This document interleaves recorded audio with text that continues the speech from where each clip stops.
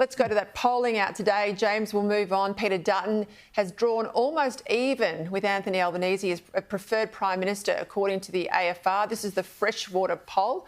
Albanese now sits at 44%, a drop of 11 points since December 2022. The opposition leader gaining significant ground on the other side, up 14 points to 43%. Now, in terms of net approvals, Dutton now sits at -2. The Prime Minister sits at -14. Now, at the same time, and I watched this one last night, Jim Chalmers, well, they took part in a pretty softball interview on Channel 7's Spotlight program. He discussed booze and leadership ambitions. In what circumstances would you seek the leadership? I can't see any circumstances, frankly. You know, my goal here is to be a good treasurer in a great Labor government which is led by Anthony from start to finish. You know, that's my objective. And when I reflect on that, or occasionally when I'm asked about that by people like yourself, you know, I'm quite proud of the decision that I took in 2019 to support Anthony for the leadership. I think that decision has been vindicated. James, you played coy there, bull tish. Of course he's absolutely eyeing off the top job.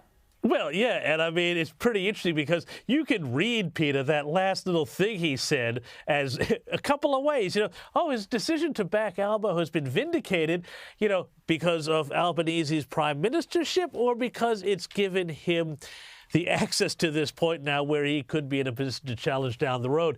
Just on those poll numbers there, Peter, I think it's really interesting. You know, it shows to me the huge disconnect between kind of the Twitter class, the media political class in this country, and what's happening out there in real Australia. You know, what you look at in those numbers is objective data saying that the tide is running out on Anthony Albanese. People have stopped listening. That's what that huge disapproval rating is all about. And I don't know if that was even taken before or after the news about his $4.3 million clifftop home at Copacabana broke. But putting that aside, you know, all of these people in the political world say, oh, Peter Dutton can't be leader, you know, but it's the same sort of stuff that they said about Tony Abbott. And we all know how that wound up. And so, you know, I think there's a lot of disingenuousness there back on Jim Chalmers' part to be saying, oh, no, dude, we're just going to let Albo have a run at this. Well, yeah, we'll see.